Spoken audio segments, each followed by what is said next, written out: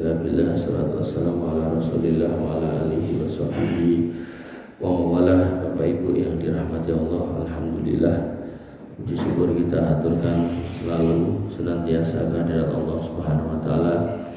Atas berkat rahmatnya, hidayahnya, kita masih diberikan kelonggaran hati untuk berangkat ke masjid walaupun hujan deras, dilanjutkan majelis ilmu walaupun asap jadi kayak AC kipas oke dong. Oh iya jadi kipas ini. Bapak Ibu yang dirahmati oleh Allah Subhanahu wa ta'ala, harusnya saya lanjutkan membaca kitab akidahnya, tapi kita rehat sejenak, kita isi tengah-tengahnya dengan kenapa kita harus berakidah atau beragama yang lurus. Mungkin baca matanya gampil insyaallah. Allah Subhanahu wa ta'ala berfirman dalam Quran surat Al-Maidah. Quran surat Al-Maidah ayat 3, Allah berfirman, "Al-yawma akmaltu lakum dinakum wa atmamtu 'alaikum nikmati wa raditu lakumul Islam madina." Hari ini telah aku sempurnakan untukmu agamamu dan telah aku berikan nikmatku, dan aku telah sempurnakan nikmatmu juga, dan telah meridhoi Islam itu sebagai agama untukmu. Jadi Allah sudah memastikan Islam, sekali lagi Islam itu sebagai naungan seseorang dalam mencari keselamatan. Dan Allah pastikan wis tak cukup ke, tak sempurna ke, tak ridhoi. Itu komplit 3 kali ya. Maka orang yang cerdas dia nggak akan melirik kemana-mana. Jadi Islam sih. Nah, nih begitu di Islam yang mana, kan gitu. Dan ini narasi ini ditanyakan sama orang-orang awam. Jadi kalau nek ngobrol kali wong Islam ning ngapunten ya awam ngoten. Iku nek ngobrol kok Mas, nek wong koyo iki Islam apa to Mas? Ya, wah hidup apa? Kadang gitu Muhammadiyah apa NU, nek NU kayaknya udah Muhammadiyah kayak modelnya udah kayak kowe ngoten niku. Nah, maka sekali lagi saya mundur lagi tadi, Islam niku sudah bener wis niku sik cekal aja. Yang kedua, Islam sing piye nah ini itu obrolan kita hari ini, kajian kita hari ini. Nah, perlu diskusi kita hari ini. Artinya panjenengan jangan ragu untuk bertanya nek memang ada hal-hal yang mengganggu, daripada mengke dengan boten saged sare dengan angler nyenyak gitu, baru kepikiran mau tak tekoke gitu kan. Ya. Nah, Islam yang mana? Kenapa harus saya sampaikan? Karena memang enggak semua Islam itu yang sesuai dengan yang dimau oleh Allah dan Rasulnya. Tahun ini nopo? Nah, ini menarik nih. Dan kalau panjenengan masih ingat kontrak kita, pulau khususnya, pokoknya kalau kajian, pulau saya berusaha untuk menyampaikan ini dalilnya, ini ayatnya, ini hadisnya, ini ayatnya. Karena saya juga nggak mau nganggur, karena ngapunten Pak, Bu, gitu. Misi pengawasan itu pedang bermata dua. Nek sing diajarke sae api, insya Allah pulau atau satu-satu dapat pahalanya banyak. Ning bareng ngajarke kan nglakoni. Dadi nek ngajarke api ning ra nglakoni niku nggih kleru. Napa melih? Nah, sisi pedang yang kedua wis diajarke terus sing diajarke kleru di sana, itu malah jadi dosa jariah. Makanya seorang pengajar agama itu bukan perkara yang gampang, sehingga nanti di akhirat itu termasuk yang akan dihadirkan pada urutan yang kedua setelah orang yang mati syahid. Mengajar agama ditekoi kowe biyen ngopo urip ning donya, apa tenan kowe sekolah rene rono, apa tenan kowe sinau maca Quran iki kuwi gitu kan, kata dia. Iya. Terus ngopo meneh? Oh, saya berdakwah, saya ceramah, saya ingin mengimami orang gitu. Kata Allah, kadzabta dusta, kamu cuma pengen dipanggil sebagai seorang alim gitu. Nah, kembali ke tema. Maka Islam niku dulu. Nah, artinya jenengan sudah berada di tempat yang benar, agama yang benar. Nah, terus Islam sing piye? Nah, Nabi mengingatkan. Nah, peringatan Nabi ini menunjukkan kita harus mencari Islam sing piye. Nah, ya, dari Jabir bin Abdullah, Nabi SAW bersabda, ya'ti ala ummati asrotun, akan datang masanya suatu saat nanti, tanda-tanda kiamat pada umatku, saya kunu fihim aqwamun, yang mana nanti akan muncul sekumpulan manusia, artinya enggak cuma satu, bisa banyak, bisa bentuknya ormas, bisa bentuknya kelompok, bisa bentuknya beberapa orang gitu kan. Nah, kemudian beliau SAW melanjutkan, yuhaditsunakum bima lam tasma'u antum wala aba'ukum, yang dia akan ngomong yang kamu sama bapakmu tahu dulu. Jadi dicirikan seperti itu, omongannya gak pernah kamu dengar, jangankan kamu, bapakmu belum pernah dengar. Mungkin nek mbahmu masih ada, tanyakan, mungkin dia belum pernah dengar. Fa iyyakum wa iyyahum, maka hati-hatilah kalian sama mereka. Kalau contohnya, saya sering contohnya juga. Enten piyai tau ngomong, saya siap menjadi penjaga gawang rokok kan gitu. Niku nek digoleki ten kitab napa mawon mboten enten. Nek digoleki ten perkataan ulama manapun juga enggak ada. Bahkan nek kula mrakteki hadis niki kula tekokke bapak kula, Pak, iki lho nek wong ngomong ngene iki piye ini? Oh, iya, pengedan iki. Udah jawabannya gitu. Karena memang ucapan itu enggak pernah ada sebelum muncul. Nah, karena PP yang pengen golek panggung gitu. Nah, orang-orang yang pengen tenar gitu kan, tapi sudah kehabisan cara, nah, harus dengan cara-cara seperti itu bahkan dilakoni. Nah, itulah bagian dari orang-orang yang menjual agama. Ini Nabi ingatkan. Nah, kemudian Nabi mengingatkan lagi dalam hadis masih dari Jabir bin Abdullah, riwayat Abu Dawud, riwayat Imam Tirmidzi, wa iyyakum wa muhdatsatil umur, jut barwi hati-hati saka hal-hal sing anyar ning bener-bener dulu itu nggak pernah ada, kok tiba-tiba ada gitu. Fa inna kulla muhdatsatin bid'ah, barang-barang anyar yang nggak pernah diajarkan itu yang disebut modifikasi dalam agama. Nek basa istilah fikihnya, istilah agamanya bid'ah. Wa kullu bid'atin dolalah, dan setiap perkara yang digawe-gawe dalam agama yang dulu nggak pernah ada, itulah yang disebut sesat. Saya tanya sama jenengan Pak D, niki sing ngomong bid'ah niki wau sinten? Niki nenten bid'ah sing ngomong bid'ah niki wau sinten? Jenengan sinten? Rasulullah. Jadi Rasul yang mengingatkan umatnya, bahkan Rasul juga yang memilih kata bid'ah itu. Makanya kalau ngapunten kula ngenten iki ngajari ngenten iki, mbok yo aja ngene aja ngono. Kadang enten piyai memang apa? Ya kuwi kan renek ning agama. Bahasane pun kula halus kesik gitu.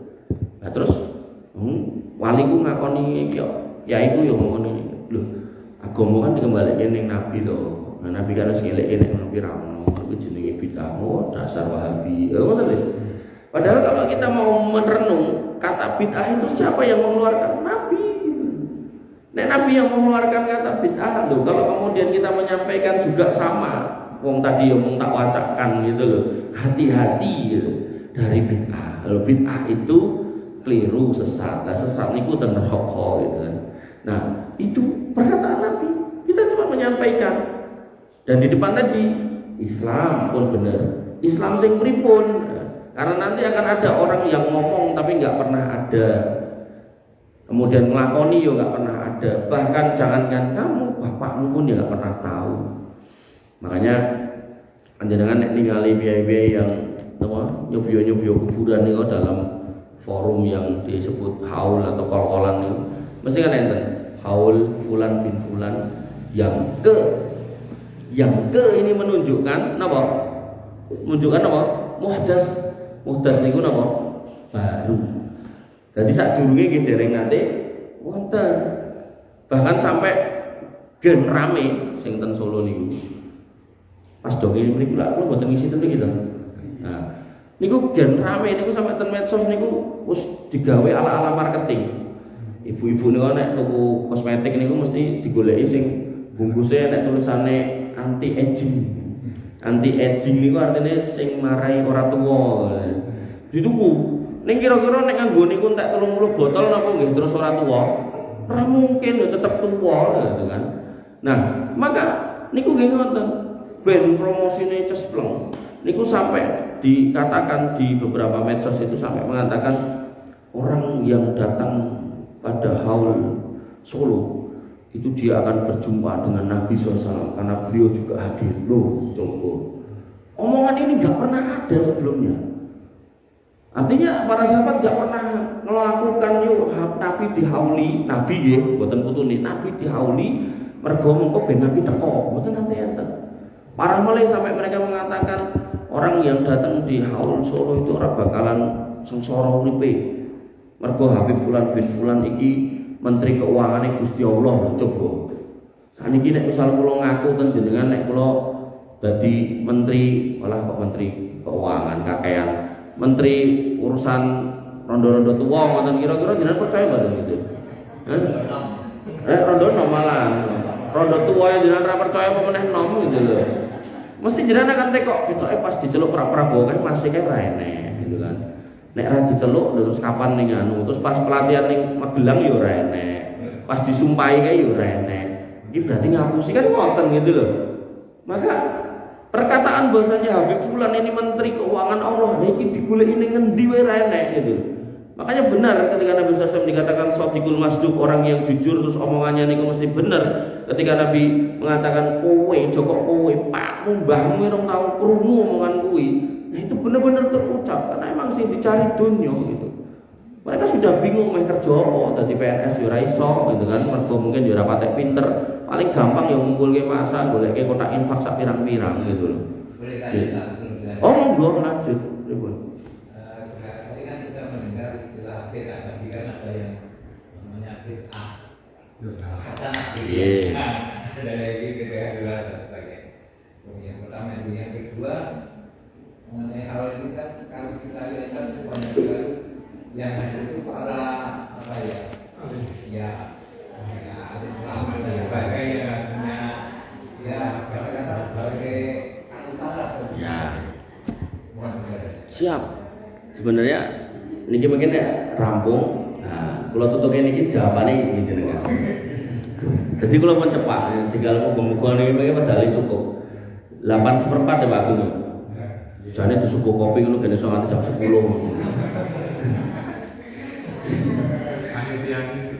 Panitia nih dibalik ke panitia.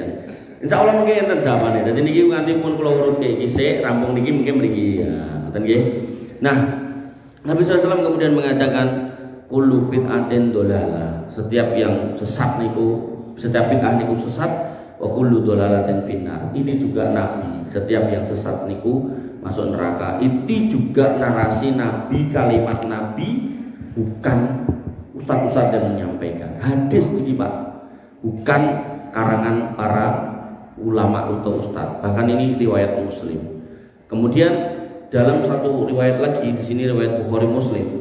Jadi kalau ada Quran, bawahnya hadis, maka di antara hadis-hadis itu yang paling sahih niku hadis Bukhari, di bawahnya hadis Muslim. Kok hadis Bukhari nyebut ke, hadis Muslim nyebut ke, ini istilahnya muttafaqun alaih.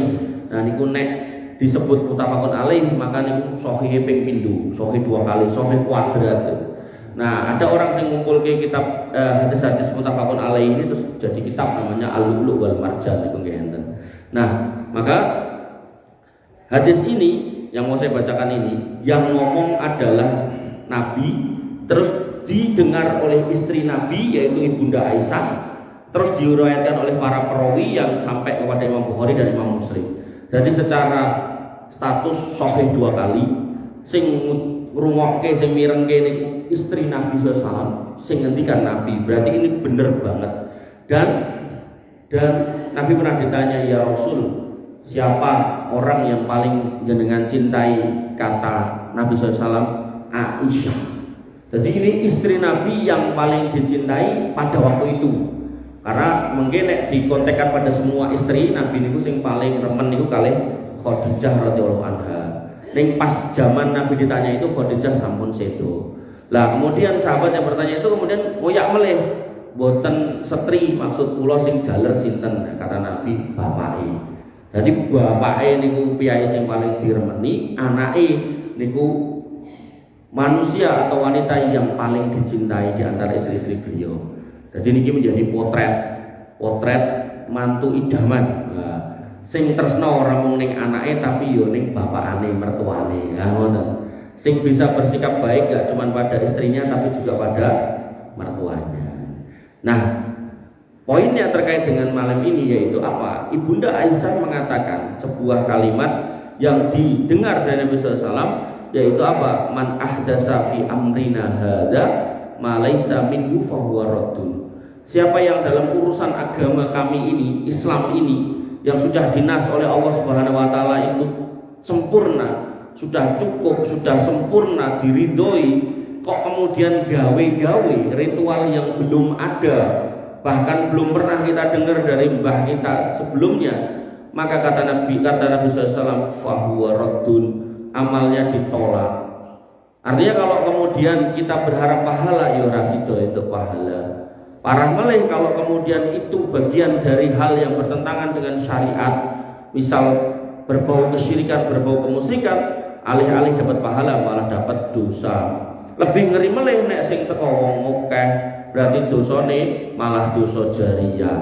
Maka harusnya setiap orang yang terlibat dalam kegiatan ritual keagamaan, dia harus kemudian memahami kaidahnya, kaidah dalam urusan syariat ibadah. Di situ dikatakan al aslu fil ibadah at-tahrim illa ma dalil ala wujubiha. Hukum asal ibadah dengan sholat, dengan wirid, zikir, maca Quran, hukum asalnya tidak boleh sampai ada perintahnya. Kenapa jenengan tadi sholat isya? Karena ada perintah sholat isya. Kenapa sholat isya jenengan 4 rakaat? Karena perintahnya 4 rakaat. Artinya kalau kembali kepada hadis tadi, umpami jenengan sholat isya, misal gandeng udane deres mulih yo nanggung, mendingan kita sholat ping 7, ya itu berarti sholat jenengan muspro. Karena kaidahnya tadi harus pakai dalil ketika konteksnya ibadah. Kalau nggak ada dalilnya maka nggak usah dijalankan. Kalau kemudian ngarang-ngarang, itu malah nggak dapat pahala, parah lagi bisa berpotensi menjadi dosa. Yang itu tadi disebut sebagai bid'ah. Nah makanya dalam bab akidah kita harus hati-hati, sehingga Nabi SAW mengingatkan dalam sebuah hadis diriwayatkan dari Irbad bin Sariyah, wa'aduna Rasulullah SAW mau'idatan balighatan. Nabi SAW memberikan kami nasihat yang sangat mendalam, saking jerune zarafat minhal uyun, saking jerune sampai mata-mata kami pun berbes mili. Kenapa?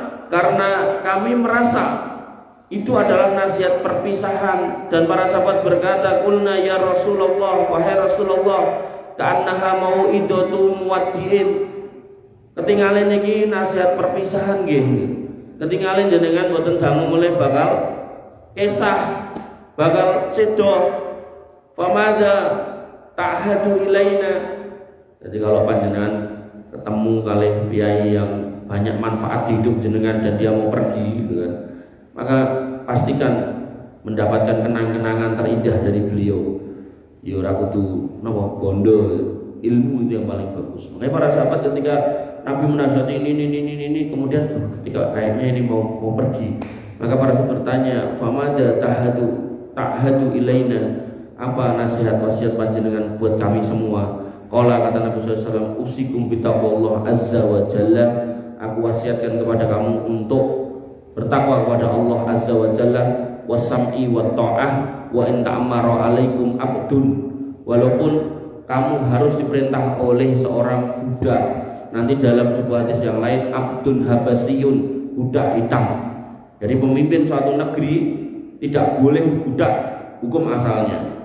Tapi kalau misal budak niku pinter bermain politik sedemikian rupa sehingga dia bisa mengambil kekuasaan pimpinan sebelumnya, entah melalui jalur kudeta atau yang selainnya, entah berdarah-darah atau tidak, kok kemudian dia bisa duduk di atas dan nggak ada orang yang bisa menyingkirkannya, maka ulama sepakat dia adalah pemimpin kaum muslimin. Yang hadis ini kembali kepada dia, yaitu wasam'i wa ta'ah, maka harus kemudian mendengar dan taat.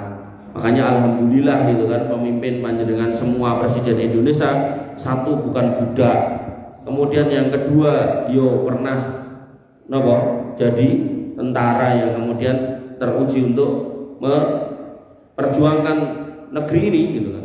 Ya tentu harapannya adalah beliau kemudian benar-benar menjaga negeri ini sebaik-baiknya. Dan cara menguatnya ya dengan doakan, dan kemudian niki Imam manut kali Nabi sallallahu alaihi wasallam wasam'i wa ta'ah, dengarkan dan taat untuk perkara yang tidak ada maksiatnya. Ini dalam bab urusan kemasyarakatan, urusan sosial kemasyarakatan. Nah, urusan akidahnya Nabi mengingatkan lagi, wa iyyakum wa muhdatsatil umur, maka jauhilah, hati-hatilah dari perkara-perkara yang baru. Fa inna kulla muhdatsatin bid'ah, karena perkara yang baru itu dikenal atau disebut bid'ah. Wa kullu bid'atin dolalah, dan setiap bid'ah itu sesat. Wa kullu dolalatin finnar, atau kama qala. Kemudian dalam hadis yang lain Nabi SAW dari riwayat Abu Hurairah pernah mengatakan, inna haudi ab'adu min ailah ila adnin. Aku nanti dikasih telaga. Jadi nanti panjenengan setelah hidup mati, bar mati dibangkit ke, pas mati niku namanya alam barzah. Begitu dibangkit ke itu namanya padang mahsyar, alam mahsyar. Begitu alam mahsyar jenengan akan menghadapi hisab mizan. Nah, bar niku kemudian jenengan akan berjalan sampai ke ujung atau depan sirat. Jadi sebelum sirat itu nanti ada haud, telaga. Setiap nabi punya telogo. Tentunya pun didudui telogo sarangan, telogo macam-macam. Nah, niku telogo disebut oleh sebagian ulama namanya Al-Kautsar. Kenapa namanya Al-Kautsar? Karena kalau ditarik itu sungai yang mengalirinya itu namanya sungai Al-Kautsar, yang kalau ditarik terus itu sampai bermuara ke surga. Hulunya ke surga. Nah, sungai Al-Kautsar ini kemudian ada telaga Al-Kautsar, yaitu yang kemudian jenengan pilih sampun apal, inna atau inaka kal kautsar gitu kan. Fasoli li rabbika wanhar. Nah, maka Al-Kautsar inilah kemudian dikasih kepada Nabi SAW, dan umat-umat Nabi SAW itu nanti akan datang ke situ, ngumpul bersama dengan Nabi SAW. Nah, kata Nabi, diameternya itu jaraknya antara Ailah sampai Aden. Aden niku ibu kota Yaman. Nah, ane Ailah niku kula nggih ketinggalan kota ten niku ana jarake pirang puluh kilo atau pirang atus kilo kula mboten ngertos. Sing jelas niku telaga yang gede. Kenapa kok dikatakan gede? Karena nanti umat Nabi SAW dari mulai awal sampai akhir akan kumpul di situ. Nah, yang menarik, Nabi mengatakan lahwa asyaddu bayadon minas salj. Banyune luwih putih tinimbang salju. Salju niku nggih banyu es batu digosrok niku. Kemudian wa ahla minal asal bil laban, dan rasa airnya itu lebih manis daripada madu yang dicampur susu. Biasanya kan susu sing dikei madu. Lah niki madu sing dominan terus dikei susu. Madu tok niku sendok pun lagi to. Niki madu misal segelas, nah terus dikei susu. Susune sing sithik. Cara kopi susu, napa susune sing akeh kopine sing sithik. Niku enak, tapi nek napa kopine sing akeh susune sing sithik biasanya sik rada pahit gitu. Tapi nggih senengan to, remenan to. Nah, tapi dalam hal telaga Al-Kautsar dikatakan madunya yang dikasih susu. Kemudian wala aniyatuhu aksaru min adatin nujum. Gelas-gelasnya sing tercepak di situ yang tersedia itu lebih banyak daripada jumlah bintang-bintang. Nah, orang-orang nanti ke situ untuk minum ngangge gelas niku wau, dan sekali minum orang dadak kudu entek sebotol nopo segelas, seteguk aja itu hausnya sudah hilang. Lah ngopo kok ngelak? Karena pas ning kuburan mboten ngombe, begitu digugah ya ora dikei ngombe, begitu ngantri ajeng disidang ya ora diombeni, malah kondisi ngelake sak pole. Begitu ngelake sak pole disumanggake ngombe. Ning enten niki. Wa ini la asuddan nas anhu kama yasuddur rajulu ibilan nas an haudihi. Aku akan menjadi penjaga telaga itu dan akan mengusir orang-orang yang tidak berhak untuk datang koyok kalian nek lagi ngangon ontoil. Ontomu do ngombe ning nggon banyu enek ontol liya mbok busah. Karena aku pengennya ya mung telaga iki dienggo umatku ora umat liyane. Nah, ketika Nabi mengatakan itu, para sahabat bertanya. Nah, kalau dikatakan para sahabat itu berarti kan mereka ketemu dengan Nabi SAW, melihat Nabi SAW, dan Nabi juga ketemu sama orang-orang ini, itu sahabat. Tapi kalau beriman pada zaman Nabi hidup tapi nggak pernah ketemu, itu namanya tabiin gitu. Atau beriman setelah Nabi SAW wafat, itu juga tabiin. Nah, kembali ke sini. Para sahabat ketika dikasih tahu kalian nanti bakal ke situ, sing bukan kalian tak usir. Nah, mereka bertanya, ya Nabi Allah, ata'rifuna, napa jenengan pas waktu niku bisa mengenali kami orang-orang beriman? Karena kan kalau kita ngomongkan pada waktu itu pasti dibangkitkan orang yang pertama sampai terakhir, jin yang pertama sampai yang terakhir. Wong mesti jumlahnya biangat deh. Lah kok dadak ngomong ke hari kiamat, misal panjenengan tidak ten pasar nopo ngoten sing rame banget yo anak cilik gitu. Niku kan piye carane aja nganti ucul, begitu ucul sok-sok ya ilang akhirnya gitu kan. Makanya sakniki enten sing sadean gelang tentangan ning enten taline, dadi anake niku nek nganti ucul tetep keseret gitu kan. Enten sing dicek ngentas, enten sing tangan ngoten niku. Nah, maka sahabat yang cerdas ini bertanya, gimana jenengan akan mengenali kami ketika jumlah manusia sak pirang-pirang ngoten niku? Qala kata Nabi sallallahu alaihi wasallam, "Na'am, aku iso mengenali kowe." Gitu. Lakum sima laisat li ahadin ghairikum. Kamu itu akan punya tanda yang tanda itu enggak dimiliki oleh orang selain kamu. Sing duwe yo mung kabeh umat tok. Umat liya ora. Kemudian tariduna alayya ghurran muhajjalina min asaril wudu. Kalian akan datang kepadaku ghurran muhajjalina min asaril wudu, dengan wajah dan anggota tubuh yang muhajjalin, bercahaya, glowing pol, tanpa harus nganggo napa niku Bu, kosmetik aneh-aneh niku. Min asari wudu, karena sebab bekas-bekas wudumu.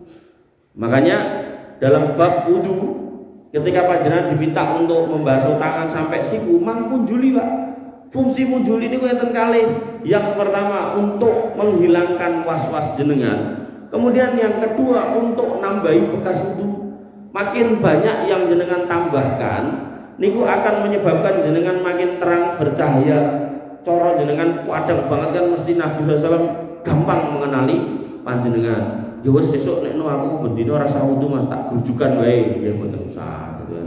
Ya sak tambahi maksudnya ya sithik terus grujukan kebiuran tili-tili masuk masjid ya mesake ngepel gitu, ampun nggih. Nah, kemudian Nabi mengatakan wala yusaddanna alai anni aqwamun. Tapi pada hari itu kok ada sebagian umatku sing dikon lunga. Ini loh sing dikon lunga. Jadi Nabi enggak ngusir karena ada tenger yang sama bekas wudu. Begitu mereka datang malah dikon lunga. Yang ngongkon sinten? Allah. Ojo nyedak rene. Kemudian fala akulanna, dan aku benar-benar bertanya, meminta kepada Allah Subhanahu wa taala, menyatakan yaitu Rabbi innahum minni, ya Rabbku, wahai Rabbku, wahai Allah, mereka ini umatku. Jadi Nabi enggak ngongkon lunga mergo cirine padha. Berarti kan dia salat, dia wudu. Ning kok dikon lunga.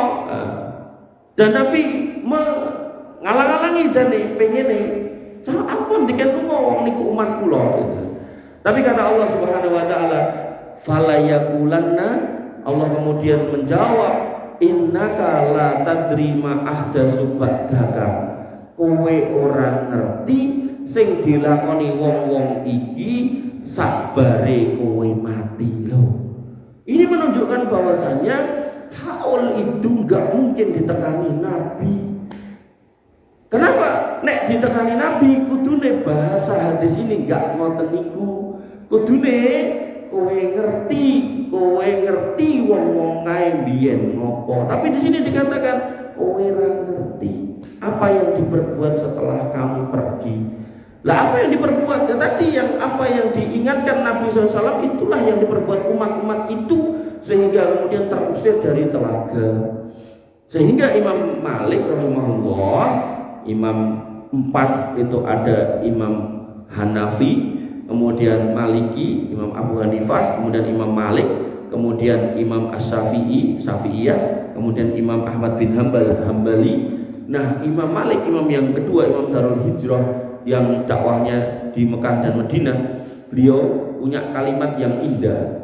Kalimat yang pertama, saya belum ketemu kalimat teks bahasa Arabnya, tapi intinya beliau pernah duding kuburan Nabi SAW dengan mengatakan, Nabi Jawa duding kuburan ngomongin tangannya ideng.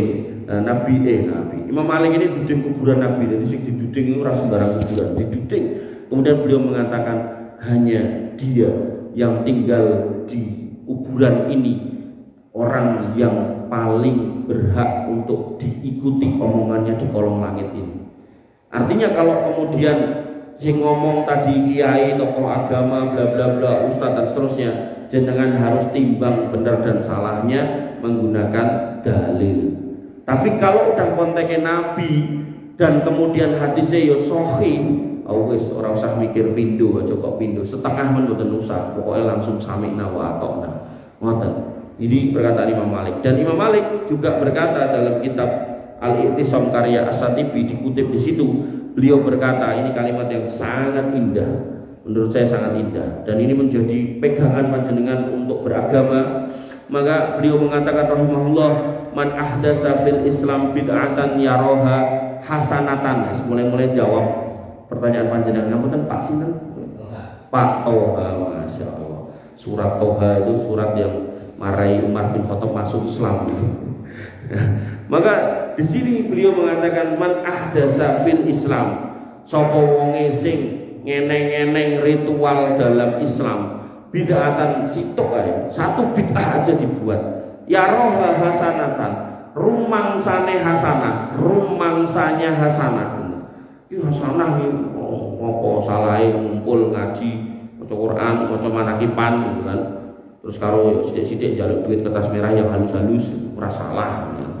Kata Imam Malik, faqad za'ama anna Muhammadan sallallahu alaihi wasallam khana risalah. Orang-orang yang berani bikin bid'ah satu aja yang gak pernah dicontohkan oleh Nabi SAW, kata Imam Malik, dia sebenarnya sedang menuduh, faqad za'ama anna Muhammadan sallallahu alaihi wasallam khana risalah, bahwasanya Muhammad SAW sudah mengkhianati risalah. Gampang ngeten, kok enten piyai gawe bid'ah terus dileki wegah, niku secara tidak langsung kata Imam Malik padha karo dhek sedang ngomong kepada Nabi, ya Rasul, agama yang jenengan bawa kurang komplit, kula tambahin ritual niki lho. Niki kita mulai tahun 1997 nggih. Nah, jadi nanti kita mulai di situ haul sampai hari kiamat gitu kan. Ben amalin jenengan tambah kathah gitu ya. Nah, ini. Dan beliau kemudian mengatakan, li annallaha yaqul, karena Allah Subhanahu wa taala berfirman, al yauma akmaltu lakum dinakum wa atmamtu alaikum nikmati wa raditu lakumul Islam madina. Sehingga menggunakan hadis ayat itu harusnya, kata Imam Malik, maknanya seorang muslim jangan pernah berani membuat bid'ah atau ikut serta dalam bid'ah. Kemudian kata Imam Malik ditekankan lagi, fama lam yakun yauma idzin dinan, yang hari itu ketika Muhammad ada tidak pernah menjadi ritual dalam agama, fala yakunu al yaum dinan, maka sampai hari ini dan hari kiamat gak pernah menjadi bagian dari agama. Kalau dulu Nabi gak pernah ngajarin, maka sampai hari kiamat itu juga merupakan bagian dari syariat yang harus dilakukan. Bapak Ibu yang dirahmati oleh Allah Subhanahu wa taala, alhamdulillah masih ada. Saya lanjutkan. Kemudian dalam kitab ini, kitab apa namanya? Al-Firqatun Najiyah, kelompok yang selamat. Nah, jadi judulnya kitab ini Arabe Manhaj Al-Firqatun Najiyah wa Taifah Al-Mansurah, yaitu manhaj jalan hidup golongan yang selamat dan kelompok yang ditolong oleh Allah Subhanahu wa taala. Nanti ada sekumpulan manusia gawe ormas menamakan dirinya At-Taifah Al-Mansurah, kelompok yang tertolong oleh Allah Subhanahu wa taala. Terus mereka menamakan diri mereka sebagai Al-Mansurin, orang-orang yang ditolong oleh Allah Subhanahu wa taala. Ning ben ora tercium sama orang di luar mereka diketok burine ngarepe tok. Dadi orang mansurin tapi manetok. Sehingga nek gawe warung soto Mbah Man, bengkel Pak Man gitu. Lek Man, terus enten meneh. Putune Mbah Man. Nah, nggih, pokoke man-man ngoten niku. Ning dengan catatan memang jenenge mboten man nggih. Soal jenenge Agung terus gawe soto Mbah Man, nah kuwi mesti ya wong kuwi. Tapi nek jenenge Pak Parman ya terus soto Mbah Pak Man ya bener niku berarti. Memang bakule jenenge Parman nih. Nah, niku nggih. Nah, apakah mereka ini At-Taifah Al-Mansurah? Ayo kita baca. Nah, dan nanti insyaallah jawab pertanyaan Pak Toha lagi. Allah mengatakan dalam Quran surat Al-Imran, wa'tasimu bihablillahi jami'an wa la tafarraqu.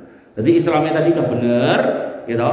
Tinggal Islam sing gimana? Nah, dari pembahasan yang depan tadi berarti Islam yang tidak berbau bid'ah, Islam yang kemudian tidak pernah melenceng dari apa yang pernah disampaikan oleh Nabi SAW. Islam yang tidak mengada-ada, tidak dibikin-bikin, dibuat-buat sehingga kita nggak pernah dengar itu dari siapapun, bahkan bapak kita, mbah kita yang nggak pernah dengar. Intinya itu kan yang tadi. Nah sekarang Nabi mengatakan, Allah Subhanahu Wa Taala mengingatkan, wa'tasimu bihablillahi jami'an wa la tafarraqu. Cekelan kuwi agama kuwi dengan kenceng dan jangan pernah berpecah belah. Berarti asas persatuan niku nyekel taline Allah, nek boten nyekel ngeculke berarti berpecah. Gampangnya ngeten, panjenengan sepakat mengke pas pitulasan melampah king titik A dugi titik B niku sekitar 5 kilo. Nah, kemudian ya toh, sebagian orang sudah setare bareng. Nah, tekan tengah enek sing mlipir ning warung soto. Mengke enek sing mlipir ning bakul es teh, enek sing mlipir golek toilet, enek sing mlipir golek gojek lan sak piturute. Nah, maka yang dimaksud di sini adalah jalan lurus terus. Bismillah lurus terus. Mbok keselo lurus terus karena setare itu di depan, bukan kemudian di samping kiri, samping kanan. Sehingga lurus ini apa kata Allah Subhanahu wa taala? Ini kitab dikarang oleh Syekh Muhammad bin Jamil Zainu. Ini ulama yang sering membahas tentang aliran-aliran sesat. Beliau kemudian mengutip firman Allah dalam Quran surat Ar-Rum, wala takunu minal musyrikin. Jalan lurus ini yaitu jalan yang tidak ada bau syiriknya. Tidak ada di dalamnya ritual-ritual kesyirikan. Nah, kesyirikan ini lawannya dari tauhid, berarti jalannya ini adalah jalan tauhid yang di dalamnya tidak ada kesyirikan. Dan beliau kemudian di poin yang ketiga mengutip sabda Nabi SAW yang tadi saya bacakan juga dengan jalur sanad yang lain. Ini mirip-mirip.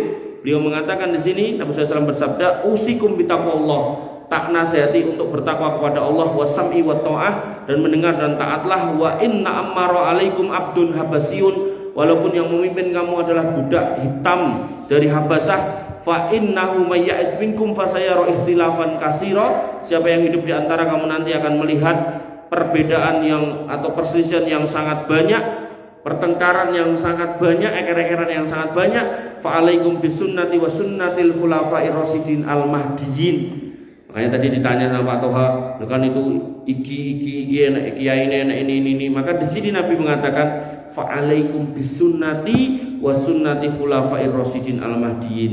Ketika hari di mana jenengan bingung Islam mana yang harus diikuti, maka Nabi mengatakan ikutilah sunnahku dan sunnah khulafa'ur rasyidin. Jadi patokan ini ku Pak Toha.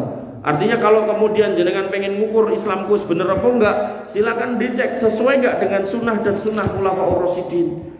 Sehingga kalau dibahasakan yang namanya bid'ah kan ada bid'ah hasanah, maka bid'ah hasanah ini adalah bid'ah yang dipelopori oleh khulafa'ur rasyidin, bukan orang setelahnya. Dan ketika kemudian kita contohkan, yang selalu saya contohkan, contohnya adalah sholat tarawih. Nabi SAW itu yang saya tahu alam dalam satu riwayat, beliau itu sholat tarawih berjamaah itu cuma 3 kali, 25, 27 dan 29. Sampai sebagian sahabat itu ngentosi sampai pagi kok Nabi mboten medal. Begitu ditanya, Nabi mengatakan aku khawatir engko ndak mbok wajibke.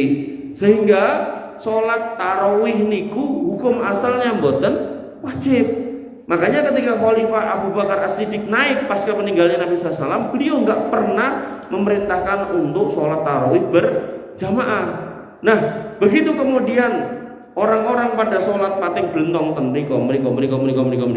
Nah, kemudian dikumpulkan oleh Umar bin Khattab radhiyallahu an, dikumpulkan untuk berjamaah. Nah, begitu berjamaah Umar mengatakan nikmatul bid'ah hadihi, bid'ah sing bagus lho ngene iki. Nah, maksudnya bahwasannya khulafa'ur rasyidin Abu Bakar, Umar, Utsman, Ali ketika melakukan atau merumuskan ritual agama, mereka punya legal standing, mereka boleh secara syariat. Dalilnya apa? Niki wau. Alaikum bisunnati wa sunnatil khulafa'ir rasyidin. Berpeganglah pada sunnahku dan sunnah khulafa'ur rasyidin. Ini yang menjadikan sebab kalau mereka bikin rumusan dalam praktek agama boleh. Contoh mulai pada zaman Khalifah Utsman banyak sahabat yang hafal Quran sedo. Kemudian banyak orang yang hafal Quran juga sudah tua, sehingga ada kekhawatiran kalau Quran nanti kemudian hilang atau berantakan, maka beliau radhiyallahu an kemudian mengumpulkan Quran, dibukukan. Nah, tulisan-tulisan Quran yang ada di kayu, di kulit, kemudian di pelepah kurma dan seterusnya dikumpulkan terus dibakar. Gak ada satu sahabat pun yang menentang apa yang dilakukan Utsman bin Affan. Sehingga Quran sekarang sama Pak, dari ujung bumi utara sampai bumi selatan. Kecuali wong Syiah niku ngomong nek arep ngenteni mushaf Fatimah sing gedene 3 kali gede mushaf dari mushaf kita, di dalamnya mboten enten satu huruf pun yang sama dengan mushaf kita. Itu mereka lagi ngenteni gitu kan. Nambuh sampai kapan nggak tahu. Nah, sehingga mushaf yang kita pegang hari ini disebut sebagai mushaf dengan rosem Utsmani, dengan tulisan Utsmani. Utsmani ini bukan berarti sing aran Utsman. Mungkin wong Syiah ngomong, "Kuwi Quran sing aran Utsman," ngawur gitu. Itu maksudnya ditulis ulang, dirangkai ulang, dikumpulkan ulang pada zaman Khalifah Utsman. Dan urutannya itu juga disepakati oleh para sahabat, gak ada yang kemudian menentang. Nah, itu juga bagian dari bid'ah dalam tanda kutip yang dilakukan oleh Khalifah Utsman, dan itu boleh karena beliau punya legal standing sebagai Khulafaur Rasyidin. Makanya saat peninggal Khulafaur Rasyidin yang 4 ini gak ada yang rumusnya aneh-aneh dari kalangan sahabat, gak ada. Gak ada kemudian sahabat yang gawe niki mboten enten. Sampai kemudian ada seorang sahabat Ibnu Mas'ud kalau nggak salah itu datang ke satu masjid. Di masjid itu ada piye-piye yang gawe lingkaran, dikiran, subhanallah, nek saiki ngangge napa tasbih niku, nek zaman dulu ngangge watune niku diklumpukke terus dipindah kados niku lho main dakon niku lho. Subhanallah, geser subhanallah, muter. Kemudian Ibnu Mas'ud mengatakan, "Walah, celaka kowe. Nabi lho, sedo lagi wae rong suwe. Gumbale jek enek, piringe rong pecah, kowe wis kaya ngene," gitu kan. Terus orang ini kemudian protes, "Wahai sahabat Rasul," bahasanya penak kalau sahabat Rasul. Ini menunjukkan bahwa ini orang benar, orang baik, orang yang menemani Rasul, orang yang tahu ayat turun, orang yang tahu maksudnya ayat. Dia bertanya, "Wahai sahabat Rasul, mosok kami dikir ku nyemplung neraka? Mosok kami dikir ki dosa?" Kata Ibnu Mas'ud, "Ora dikirmu sing kleru, ning caramu kuwi. Caramu kuwi ora tahu diajari Nabi sallallahu alaihi wasallam." Makanya ketika kita mau melawan sesuatu jangan lihat esensi perbuatannya, sedekah ngasih makan gitu. Tapi kenapa harus ditetapkan pada hari tertentu? Kenapa harus ditetapkan dengan cara-cara tertentu? Kenapa harus kemudian diikuti dengan langkah-langkah tertentu? Nah, langkah dan cara tertentu inilah yang kemudian berpotensi menjadi bid'ah. Kenapa sedekah kok dadak ngenteni tanggal 10 Muharram? Terus kenapa dadak bubur abang karo putih? Emang nek nganggo bubur ketan ireng ra etuk gitu kan. Nah, hal-hal seperti ini hati-hati ngoten nggih. Nah, maka di sini Nabi SAW kemudian melanjutkan nasihatnya, peganglah sunnahku dan sunnah khulafaur rasyidin, tamassaku 'alaiha, kemudian wa'addu 'alaiha bin nawajid, cekel dengan kuat dan kemudian gigit dengan gigi geraham. Jadi gigi depan itu gigi sing gampangane cokotane kurang kenceng mburi gitu. Maka gigit dengan ini istilah. Ini sebuah analogi bahwasanya agama itu benar-benar harus dipegang dengan kencang. Kemudian Nabi SAW mengatakan lagi, "Wa iyyakum wa muhdatsatil umur," maka jauhilah perkara-perkara yang baru. Fa inna kulla muhdatsatin bid'ah, setiap yang baru itu bid'ah. Wa kullu bid'atin dolalah, dan setiap bid'ah itu sesat. Wa kullu dolalatin finnar, dan setiap kesesatan itu di neraka. Bapak Ibu yang dirahmati oleh Allah Subhanahu wa taala, Nabi kemudian bersabda lagi, dikutip oleh beliau Syekh Muhammad bin Jamil Zainu pada poin yang keempat, "Ala wa inna man kana qablakum min ahlil kitab iftaraku ala sintai wa sab'ina millah." Umat-umat dulu dari kalangan ahli kitab itu terpecah menjadi 72 golongan. Wa inna hadhil millah sataftariku ala salasin wa sab'in, dan umatku ini akan terpecah menjadi 73. Jadi wong dulu terpecah 72, nah kamu akan terpecah menjadi 73. Jadi ini sudah kabar dari Nabi SAW kalau Islam itu akan berwarna-warni. Kemudian sinnani wa sab'una finnar, 72-nya berpotensi masuk neraka, wa wahidatun fil jannah, dan satu yang masuk surga.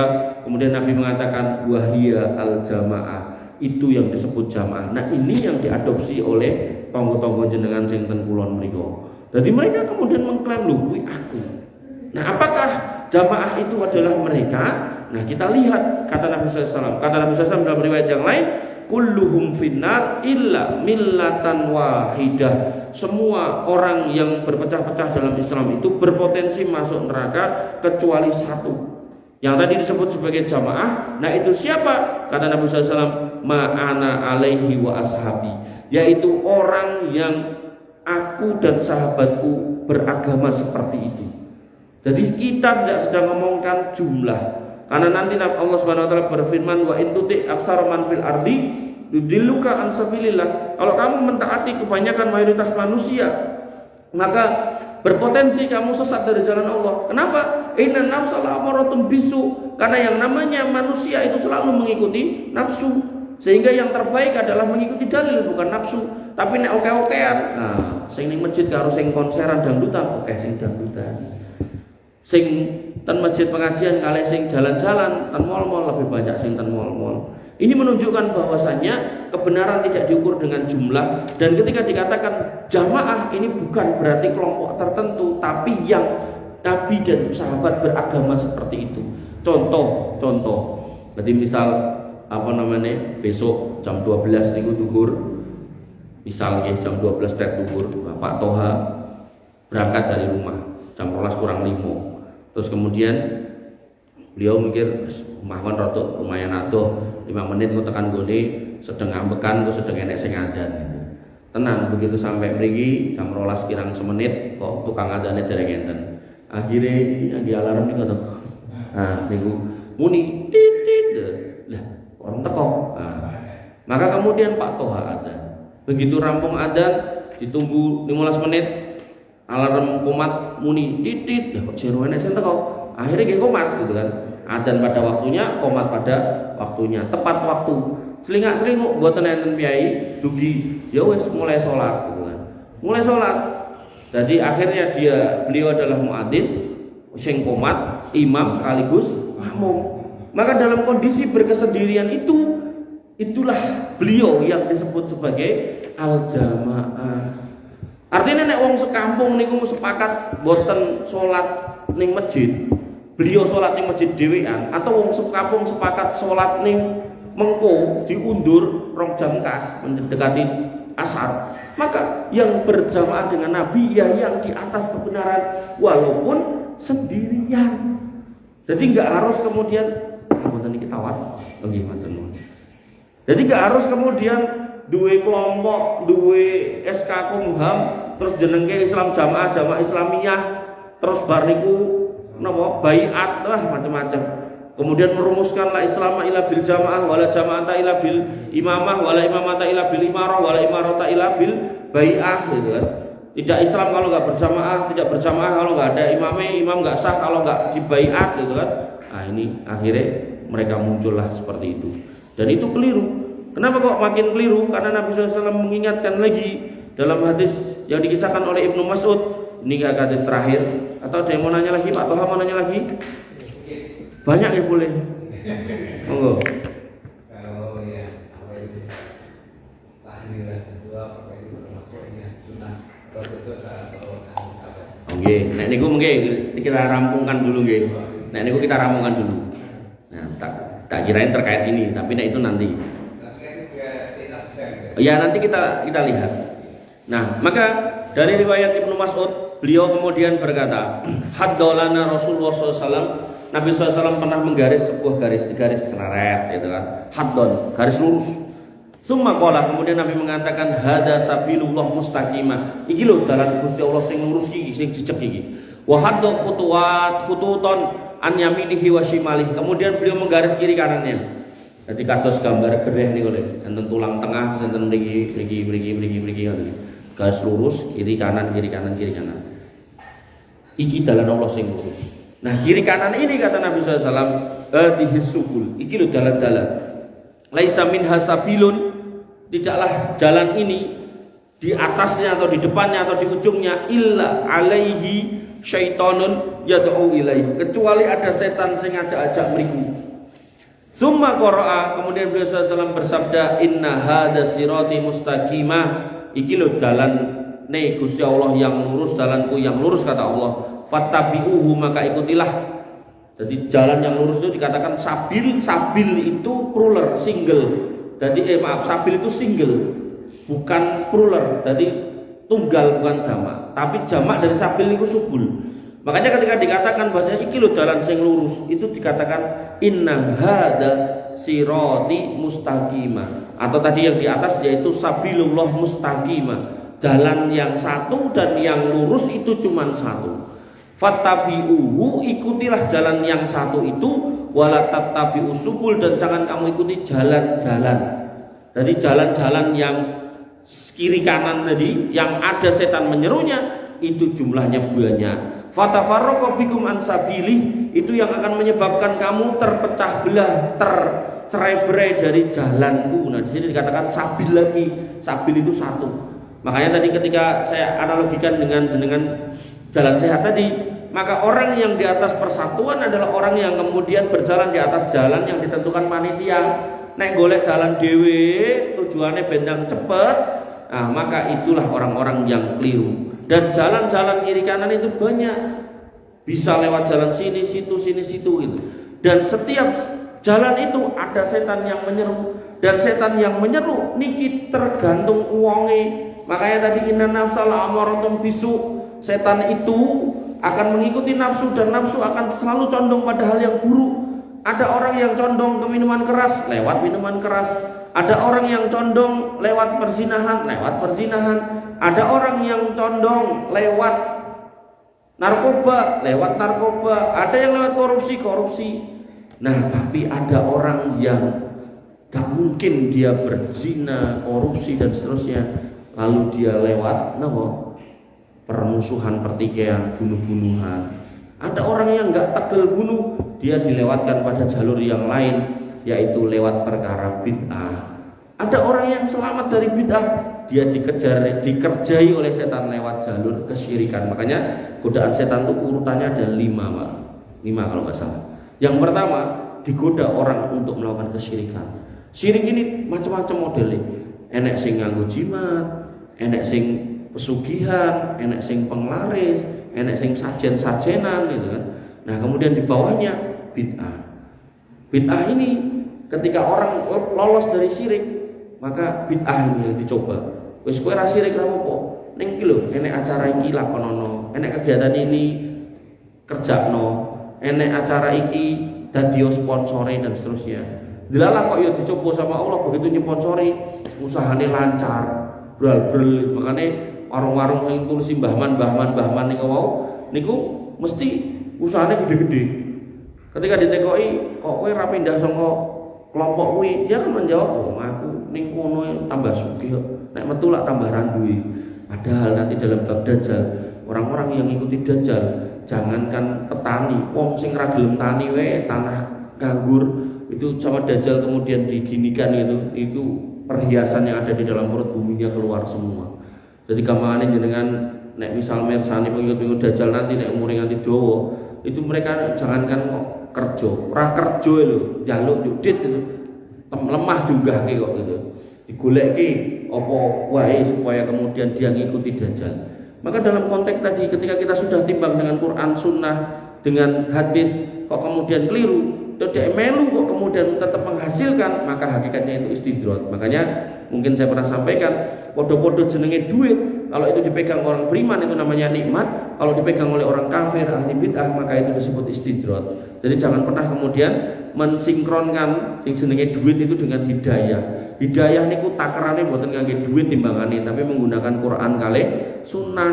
Kok jenengan sudah berjalan di atas Quran kali sunnah kok ra ndedit, mboten napa-napa mangsabari. Wong Nabi SAW niku sedo yo cek ninggal utang gandum ten wong Yahudi nganti ninggalke baju bersih sebagai jaminane. Maka kalau jenengan kemudian sholat jamaah kok ya dite ora akeh ya ora apa-apa. Lah kae sing ra sholat gene mendem dite akeh wis ben jarkan aja sak-saknya.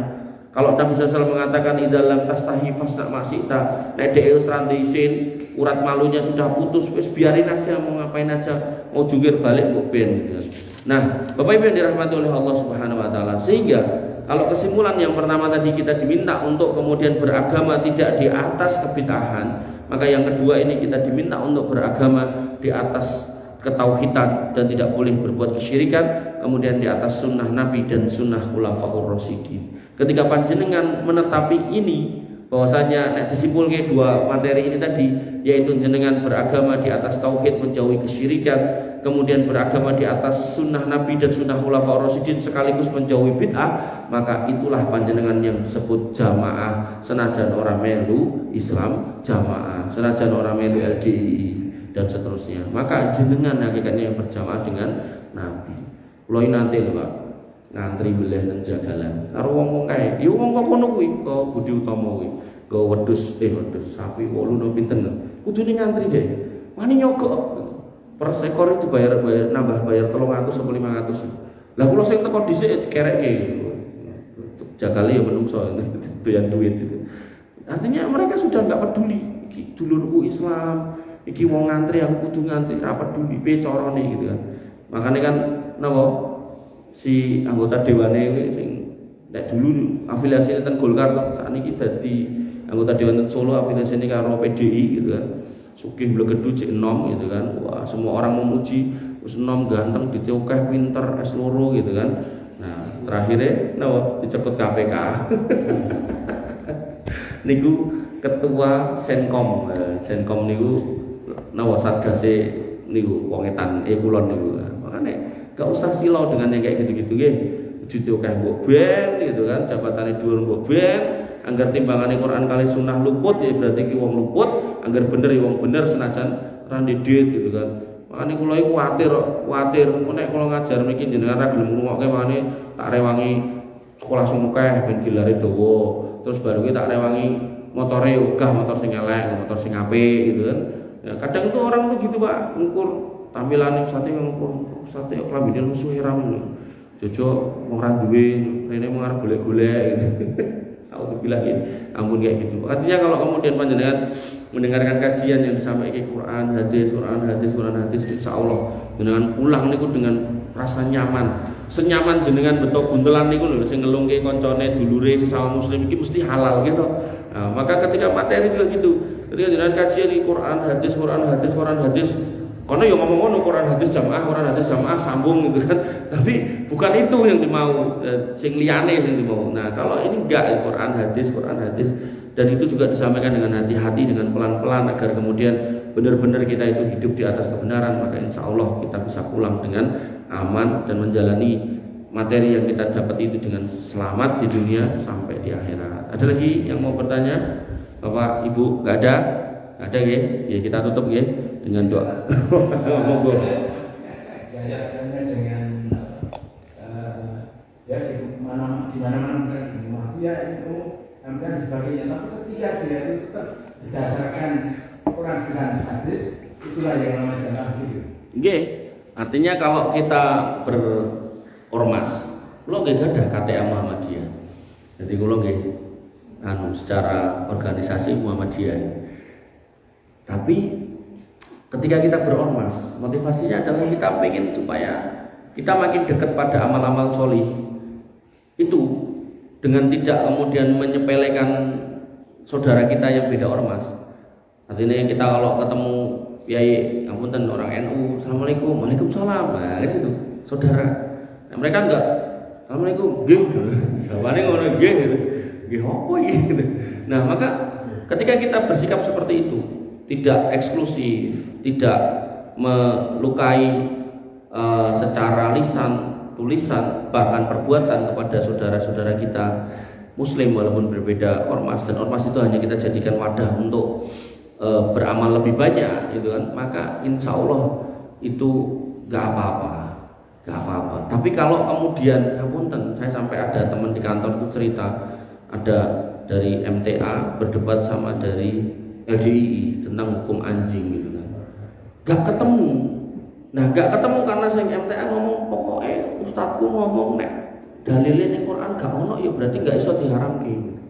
Nah sing LDI yo kuwi haram gitu kan. Nah harusnya didudukkan dengan Quran Sunnah. Nek memang Quran Sunnahnya condong ke LDI, ya sudah. Sing MTA ya kudu seleh gitu. Jangan kemudian tetap kekeh gitu. Dan itu bener sebagian orang Islam sing do ngrikiti kiri ini nek ditekoki fatwa Ustadz Fulan ini yang saya pegang ngoten apa gitu. Musibah niku, walaupun saya sebenarnya nek lihat video ini niku pun enten video beliau mulai meninggalkan pendapat itu. Jadi Imam Syafi'i pun juga pernah punya fatwa lama dan fatwa baru, qaulul qadim sama qaul jadid gitu. Ini bukan menghalalkan anjing, bukan ya gitu. Jadi harusnya jangan sampai nggak ketemu harusnya. Makanya walaupun saya itu punya KTA Muhammadiyah, tapi nek Idul Fitri, Idul Adha, ya saya milih pemerintah gitu. Karena dalil yang kuat itu mengikuti pemimpin tadi asal kuat to'ah tadi, mengikuti pemimpin walaupun untuk urusan-urusan yang selama nggak berbuat kemaksiatan, walaupun urusan-urusan kayak gitu. Dan kadang itu ngapunten urusan Idul Adha, Idul Fitri di bawah itu kadang bener-bener rame gitu. Sok enten sing nopo nanti ganti masjid, pindah masjid, bangun masjid dewe gitu kan, luar biasa mengerikan. Makanya saya nek Idul Fitri, Idul Adha saya nggak ikut Muhammadiyah, saya ikut pemerintah gitu.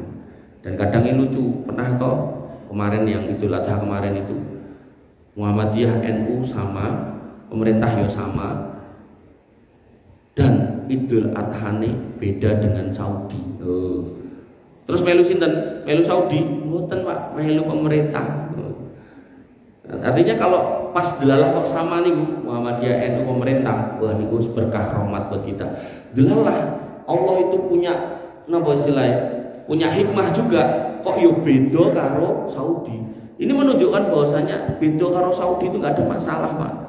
Dan benar kalau kita lihat pada fatwa ulama-ulama Saudi tentang hukum penetapan Idul Adha, Idul Fitri, apakah boleh kami berbeda dengan Saudi? Malah mereka mengatakan melu pemerintahmu, ojo melu kami, wong negaramu karo negaraku beda, ibarat titik pandang atas hilal itu pun juga beda gitu. Makanya kalau ngapunten kalau di masjid sini atau di kampung sini ada khilaf kayak gitu, nanti pas saya ngisi kajian dengan request sampaikan soal penentuan Idul Adha, Idul Fitri, sampaikan tentang kurban. Jadi tema dasarnya akidah tapi diselipi wonten niku mboten napa untuk menyamakan persepsi. Nanti ada juga satu masjid niku Pak, nganti rame Pak. Urusan kurban, entuk orang beleh wedhus lanang apa wedok. Karena pada zaman itu belum pencerita ini dereng belum. Jadi zaman itu ada piyai yang pun sepuh atus Pak Toha ngoten niku.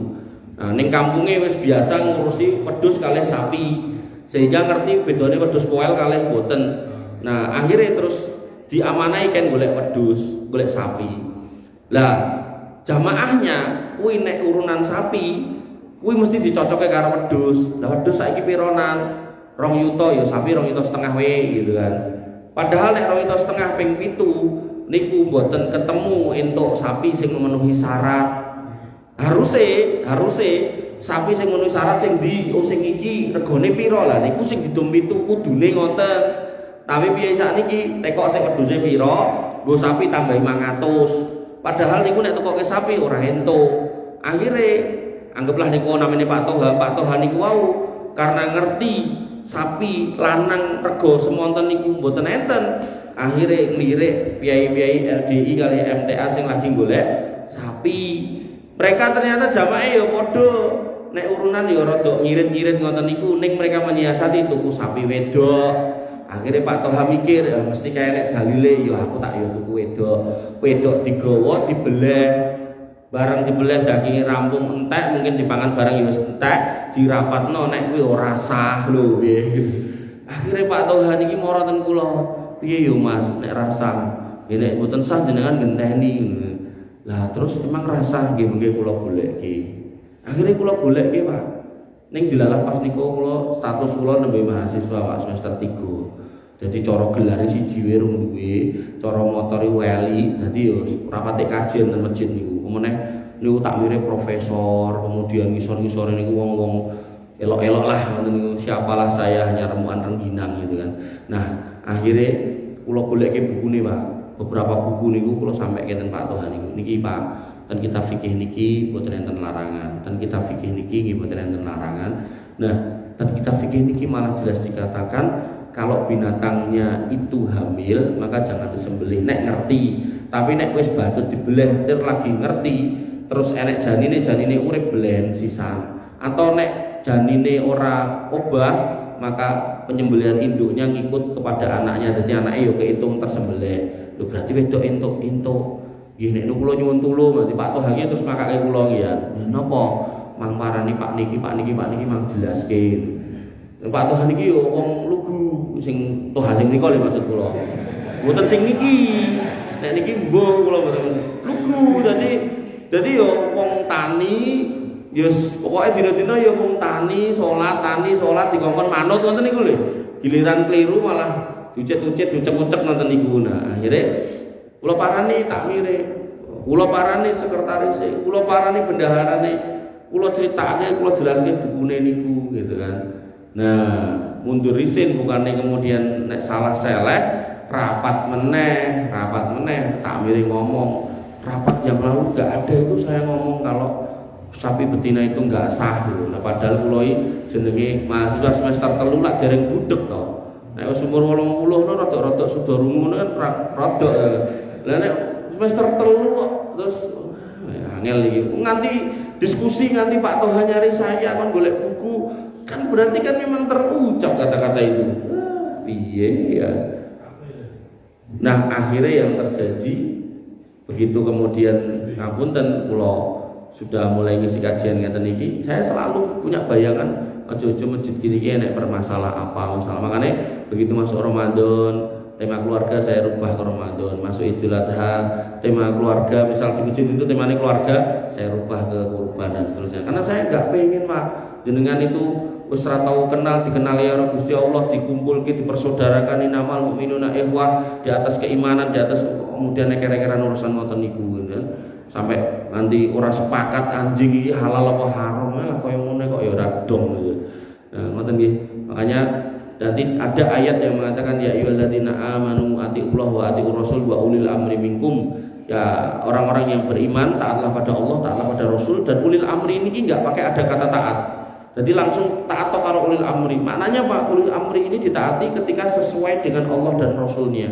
Nah, kemudian kelanjutan ayatnya fa in tanaza'tum fi syai'in, nek kamu berbeda pendapat atas suatu masalah farudduhu ila Allah wa rasulih, balike kepada Allah dan Rasulnya, bukan kepada ulil amri. Artinya gini, ulil amri itu bisa salah bisa benar. Ulil amri yang benar itu yang kita ikuti, ulil amri yang salah itu yang kita tinggalkan dalam perkara yang dia salah. Nah, kebenaran ulil amri timbangannya adalah ketika dia sesuai dengan Allah dan Rasulnya. Sesuai dengan Allah jenengan raison mirsani Gusti Allah, sesuai dengan Rasul jenengan ora ketemu karo Rasul, maka cara menyesuaikan dengan Allah dan Rasulnya kembali kepada Quran kalih sunnah. Ngoten. Itu sebenarnya jargon semua ormas, jargon semua kaum muslimin, kembali pada Quran dan sunnah. Ning nek diduduhi sunah iki kadang melipir minggir. Nah, ini yang jadi musibah sehingga pecah meleh. Padahal tadi lho wa'tasimu bihablillah, cekelan iki lho agama Allah. Agama yang seperti apa?